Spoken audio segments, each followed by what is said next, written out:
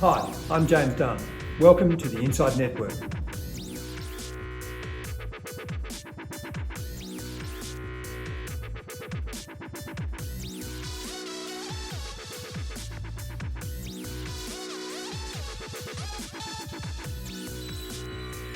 Welcome to INDepth, and my guest is Joohee An, Senior Portfolio Manager at Mirae Asset Global Investments and the lead portfolio manager on the firm's stellar Great Consumer Equity Fund, which invests in companies that are exposed to the rising middle class spending across Asia. Welcome, Joohee.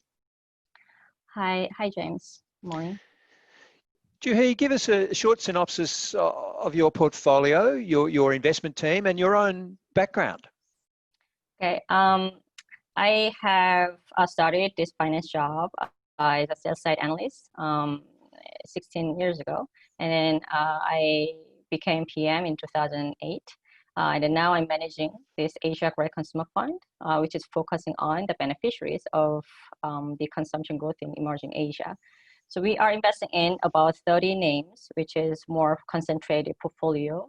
Those are all based on bottom-up stock picking. So now we have about 65% exposure to China, Chinese companies, including Hong Kong, US listed and Asia listed.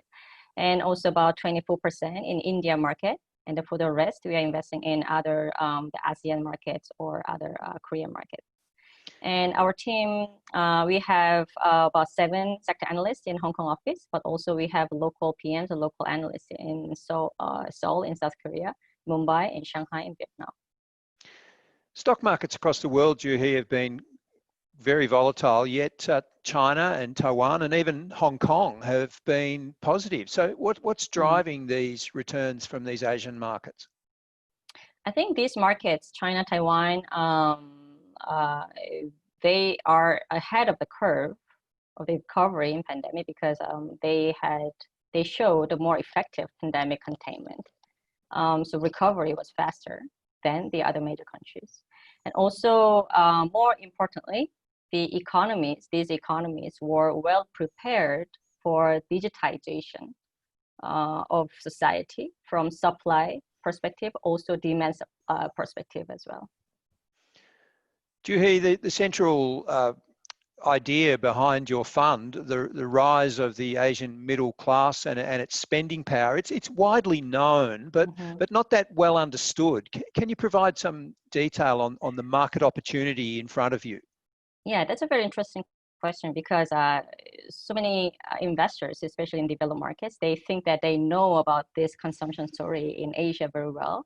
But when I ask them, oh, do you know how many people have passports in China? Then very few people they can answer. So now only 10% of 1.4 billion population have passports, even though we see so many Chinese tourists everywhere. So that means the penetration is that low. And another example of under-penetration driven by the emergence of middle class in emerging Asia now is in India. So according to the McKinsey research, about 24% of their population are going to become the consuming class by 2024. That means 24% doesn't sound that much, but if you consider their population, then actually that's more than 350 million population, which is bigger than the whole the population of the US. So I think if you consider this huge volume of population and then very low penetration, then I think still the opportunity is very massive. It's massive.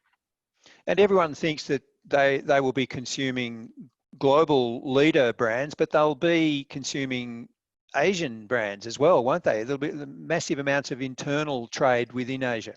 That's very new trend, to be honest.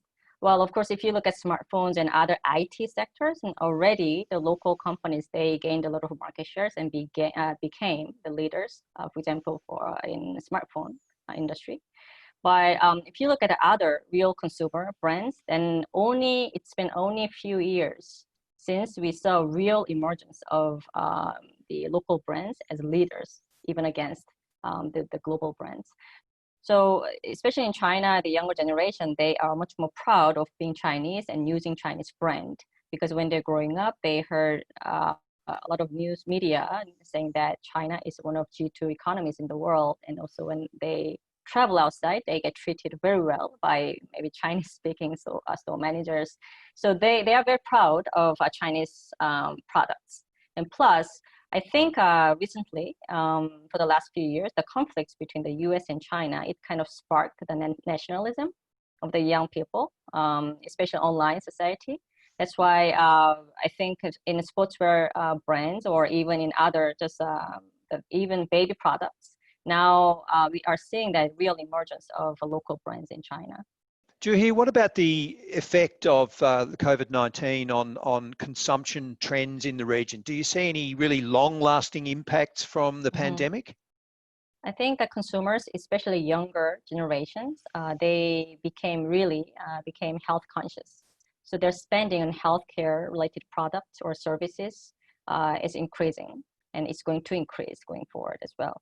And also, even for other products in other categories, they prefer higher quality of products.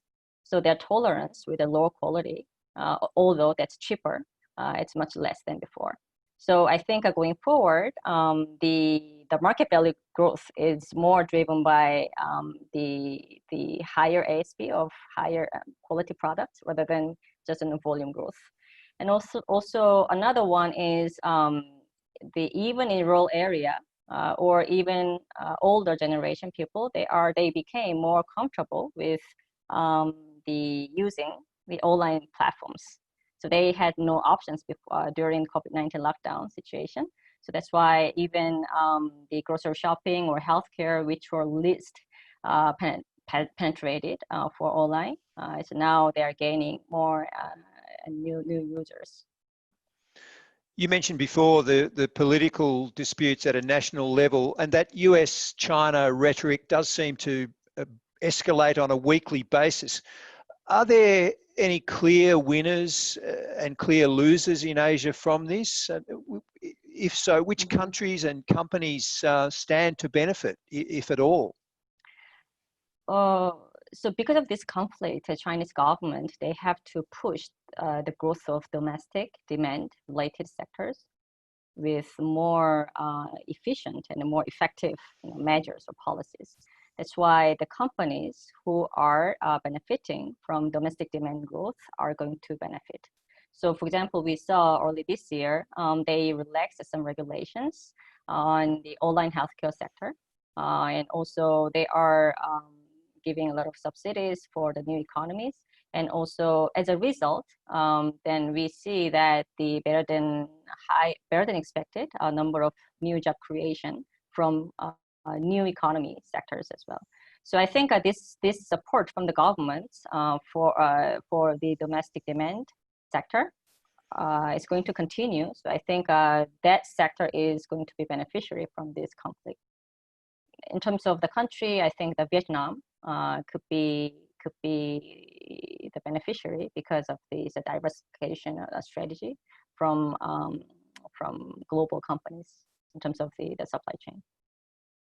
Recent announcements and developments are placing quite a bit of pressure on Chinese companies that are listed on US and other foreign exchanges. So is this a turning point in the development of the Chinese domestic market? And is the domestic share market ready for the likes of Ant Financial's IPO?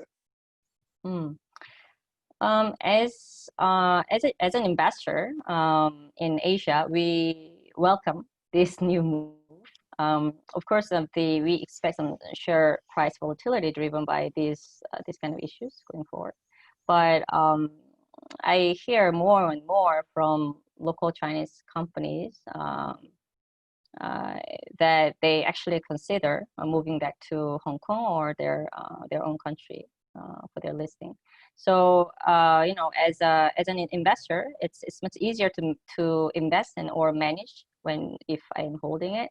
And also we are going to see less share price volatility driven by this kind of non-fundamental issues in the case. So I think, we are ready and we welcome this kind of new move. Joohee, what do you believe are the most powerful and profitable sub-trends in consumer brands within Asia? Which sectors are best placed to benefit, or which which companies are most at risk?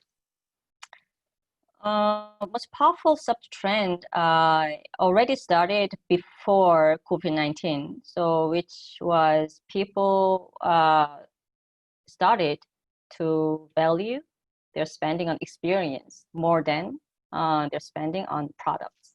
That's driven by the technology development, so that they can share their experiences more through their photos on Facebook or other SNS platforms. So for that, the biggest beneficiaries was tourism related sectors, so hotels and airports, or other the tourism related subsectors. But now, because of this pandemic, outbound tourism is actually one of the most negatively affected sectors. That's why we believe the domestic tourism sectors in China, for example, could be a beneficiary from it. So some special economic zone, which is Hainan in China, so they have a duty-free industry, or some Macau gaming, for example, could be a beneficiary from it. And also another powerful sub-trend is the emergence of local brands that I mentioned earlier. That one now we are seeing the real emergence of these local brands as leaders in various sectors in China. So I think before in the past, just foreign brands, they were selling very well just with their brands. But now the consumers, they are becoming more tech savvy. That means it's much easier to access all the detailed information of the products. So if the products are not very competitive, then they cannot sell very well only with a brand name. Well, I can certainly vouch, Joohee, for Chinese craft beer, and it's like other markets in the world that there's people with money who no longer want to drink the beer their fathers and grandfathers drank, and there's some absolutely lovely craft beers emerging to fill that need. It's great to see. Last question, Joohee, with political pressure on the likes of Huawei, and that pressure increasing globally, is the world ready for a Chinese company to become the next Amazon? Huawei issue was more about B2B business, right? Business to business. But I think especially for B2C business, then I think it's already starting to be well accepted by global consumers. So for example, like TikTok, right? So TikTok's parent company is ByteDance, which is a Chinese company. Now, so my point is, as long as its products or services are very innovative and then good enough, then I think a political impact will be much more limited on that more consumer-facing products. Of course, the impacts will on the B2B business will be maybe harder, but I think now the new trend is more related to consumer brands or consumption-related products. So I think now we see a great chance for the leading companies in China to become more regional or even global. Thank you, Joohee. This has been INDepth, and my guest has been Joohee An, Senior Portfolio Manager, Equities at Mirae Asset Global Investments. Okay, thank you very much, James.